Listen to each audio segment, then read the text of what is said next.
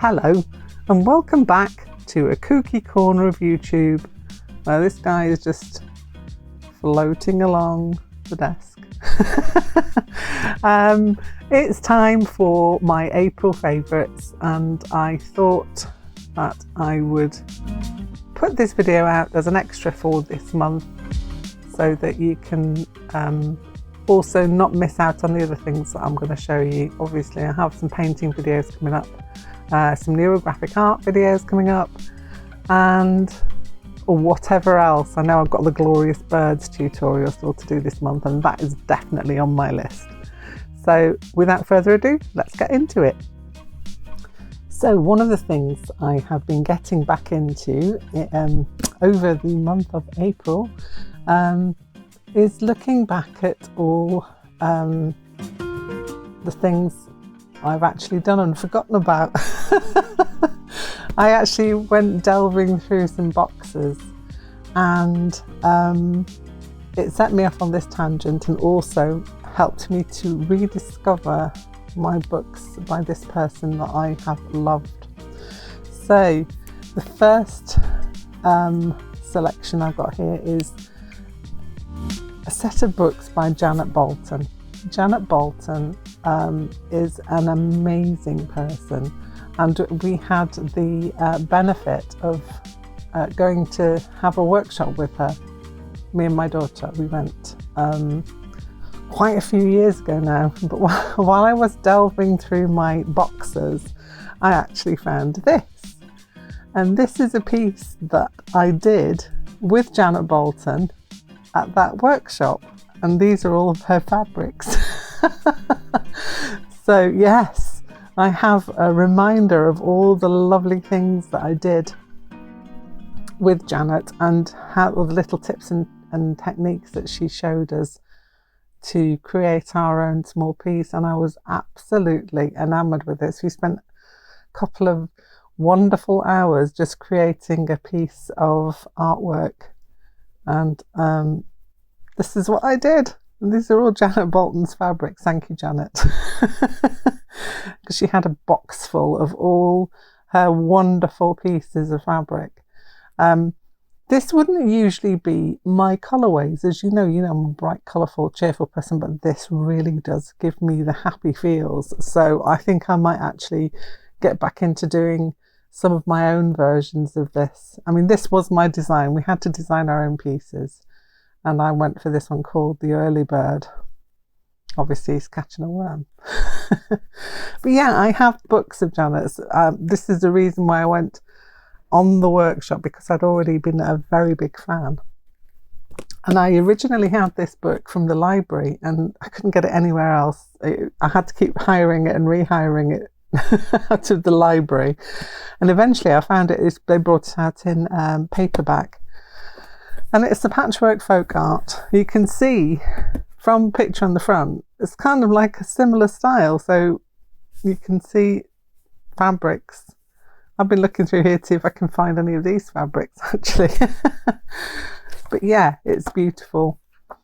Little techniques and things that Janet takes you through. I'm not going to show you the whole thing because I don't think it's fair, but please do check out the Patchwork Folk Art book by Janet Bolton, using applique and quilting techniques. Now you see, I couldn't remember ever doing anything quilting. I've never done English paper piece, indefinitely, but I have dabbled in a very small way in a quilting.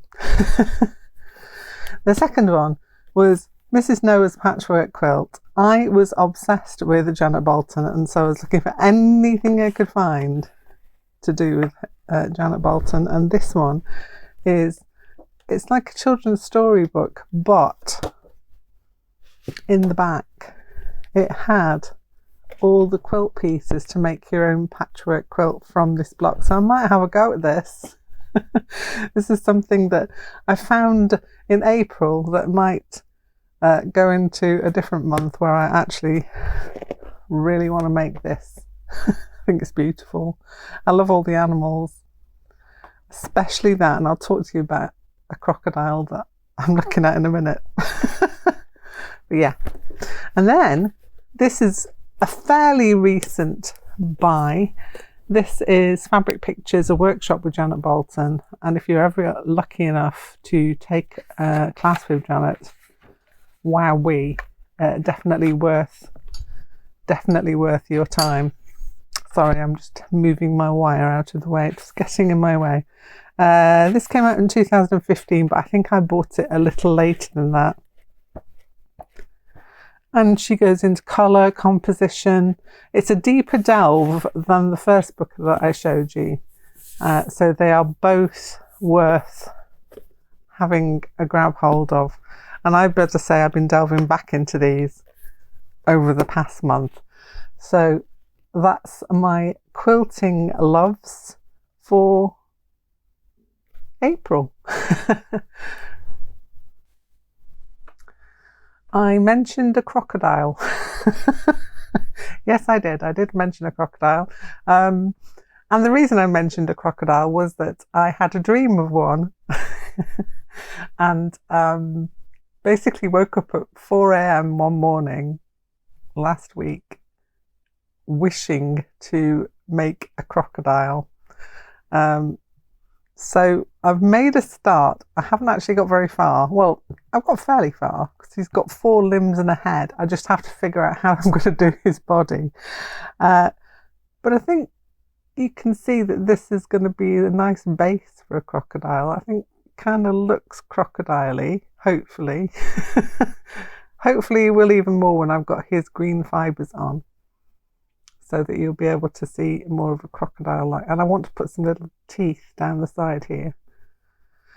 He will, of course, if I ever get him finished, be called Christopher, because all of my crocodile friends are called Christopher, regardless of where they are, where I got them from, what other names they may have come with. They're all called Christopher. There is no argument about that. So any crocodile I have is going to be called Christopher, and this is going to be Christopher. It's Christopher in the making. So hopefully by the time I get round to doing my next month's favourites, May's favourites, I might be able to show you Christopher when I've finished him. I'm making it up as I go along. I'm looking at pictures of crocodiles and just kind of making it up and stylizing a little bit, because obviously crocodiles' legs don't look like this. But I want mine to be a stylized crocodile. And as I say, I've got his head going on there, and all of this is obviously the base core wool, so it's going to be covered over with another wool. It will be green. I'm not going to go wild with my crocodile and make him purple or pink, although I do have tendencies to do that. No, he's going to be an actual crocodile. Well, not obviously a real crocodile, but he's going to be my version of a needle felted crocodile, should I say. So hopefully at some point soon, I might have figured out how to do his body, and then I will share the whole of him with you instead of just body parts, which I've got at the moment. I was quite happy with the way his head turned out. I don't know if I will be when I try and cover it over, but I'm kind of liking it at the minute. I did consider making an open mouth crocodile, but I think that is for a future date when I've cracked an actual closed mouth crocodile. That's a really hard sentence to say. That's tongue twister of the month. So yeah, Christopher, or parts of him. Another favourite thing from April. Something else that I've been making for my Etsy shop are these needle felted needle cases. I'm full of the tongue twisters today, aren't I? There were 3 of them in my shop, and this one is still there, I do believe, at the moment. And it's got a little cord closure, a button on the front, and inside it's got a couple of pages where you can put your needles, and I just think it's a nice pretty thing to have. I have one myself, and I thought people would like them, and they did, because the other two that I had in my shop are both gone. This one's left over, and this one is a recent addition. So I made it at the end of last month, and this is the bluey, greeny, pinky version. This one's actually got a little glass bead on there and a couple of pony beads, and then another glass bead which covers the bit that goes from there to there, and then it just literally wraps around the button on the front. All of this is needle felted and embroidered, and randomly, because I don't do anything any other way, as you probably guessed. I don't plan these out especially. I just make myself a needle felted background and then just go with whatever I think fits. And I think this fitted quite nicely. I'll just open it out for you.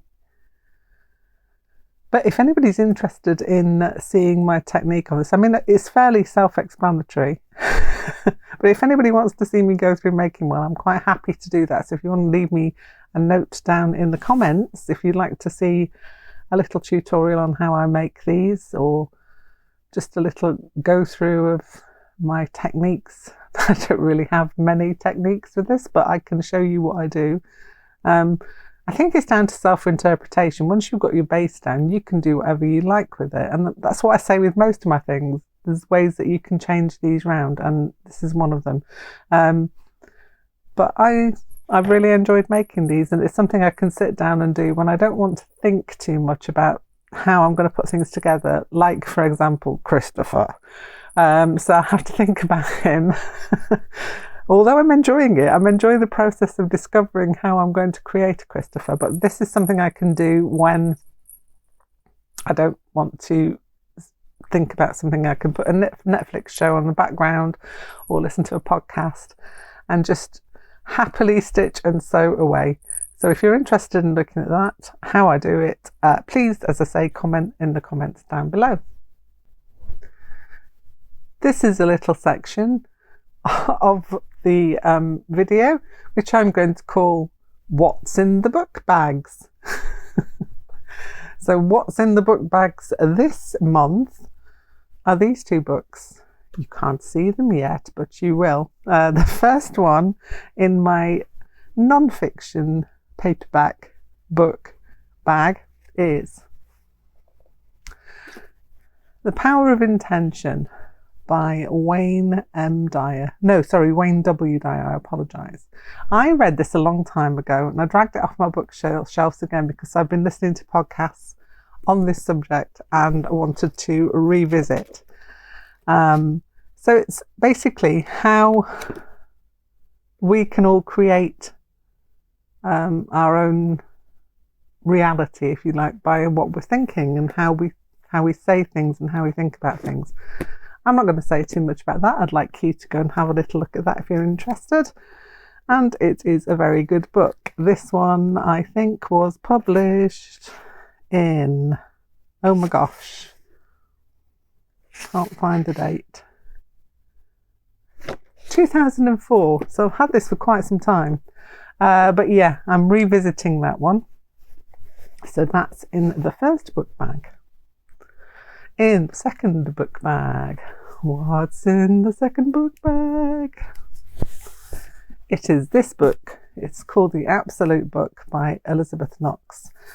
I'm reading this at the moment. It's absolutely fascinating. It does slightly, on the back somebody says that it reminded me of how I felt reading Jonathan Strange and Mr. Norrell or His Dark Materials. Kind of does have a little vibe of that, but it's something completely different altogether. So there's not much of a blurb, but I will go through it with you. Taryn Cornick can barely remember the library in her old family home. Since her sister was murdered, she's forgotten so much. Now it's all coming back. The fire, the thief, the scroll box. People are asking questions about the library, questions that might relate to her sister's death, and something called the Absolute Book, a book in which secrets are written and which everyone believes only she can find.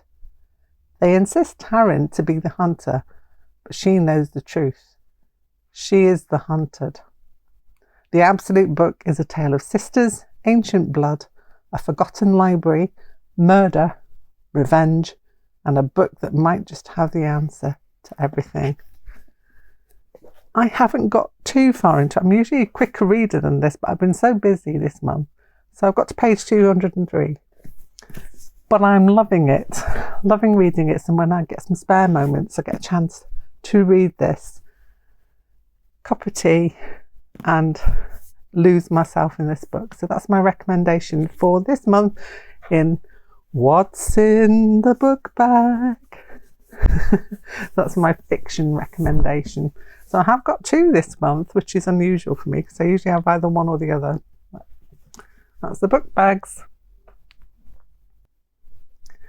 My television selections of the past month, of which I have 2, I do believe. Yeah, the first one was The Thief, His Wife and the Canoe. It's a true story. I think it was on ITV, and it's also available on BritBox and things like that. But it's fascinating. It's the premise is the guy who kind of fakes his own death and then figures out how to claim his life insurance. But I'm not going to say any more than that. Go and watch it. It is riveting and quite funny in parts and very tragic in other parts. So definitely worth a watch. So that's The Thief, His Wife and a Canoe. The other recommendation I've got for you, I'm trying to think. I think I did start watching it right at the very end of April, and it is Heartstopper. Heartstopper on Netflix is definitely a recommendation. I'm not going to say anything more about it. I want you to go and have a watch of it. They are 30-minute episodes or thereabouts, so it doesn't take too much out of your day. Really, really good watch, so recommended. Musical recommendations for the month of April. The first recommendation I've got for you is a band called Kawala, who have brought out an album called Better With You. Every single track is sublime. Give your ears a treat. I will leave a link down below to the Spotify link to Kawala for you to go and have a listen to. Have a listen on YouTube, buy their things, go and see them live. I think they've got quite a few venues coming up. They're a fairly new to me band, but I think they're fairly new as well. I think this is their first album, but I love them. So if you like Turin Breaks, or if you like Travis or anything like that, you'll love these guys. Even have shades of the 1975 in them as well. So if you like those guys, you're going to love Kawala. And obviously, I have done you a little Kooky April playlist. And I'll also link that down in the description below. My podcast recommendations for this month remain very similar to the last month. Mysterious Universe will always be top of my list because I listen to that religiously.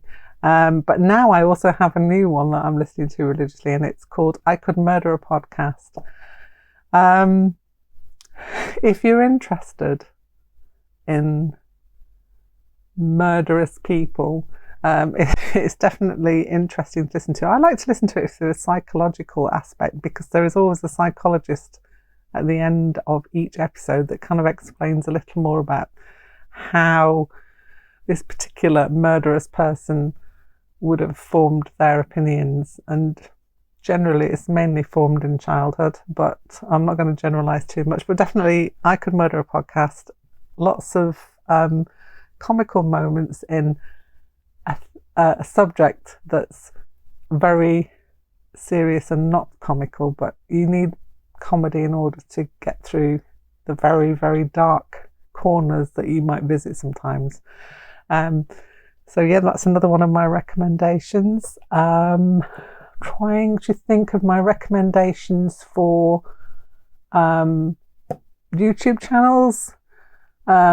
This month, really loving Doodle Date. Doodle Date has been love of mine for many years, and Steph and Adam going through their collection of things and trying them out, and just makes me laugh and giggle every time. So Doodle Date is my recommendation for a channel to watch. Probably have some more as well, so any other ones I can think of I'll link in the description box below so you can go and check them out. Art supplies for this month, I have a few, but I'm going to save that for another video because I want to do some comparisons with different kinds of this particular material that's coming. So watch this space. I will go through that with you in another video which will be coming up shortly. So that's it for this month, my favourites, and I will put linkages down below obviously, and yeah, go ahead, have a look, have a listen to Kawala because they are brilliant, and yeah, have a look at some of the book recommendations. If you think The Absolute Book might be something that you might want to read, definitely check it out, really interesting. Ta-ta for now, my lovelies, and I will see you very soon. Bye.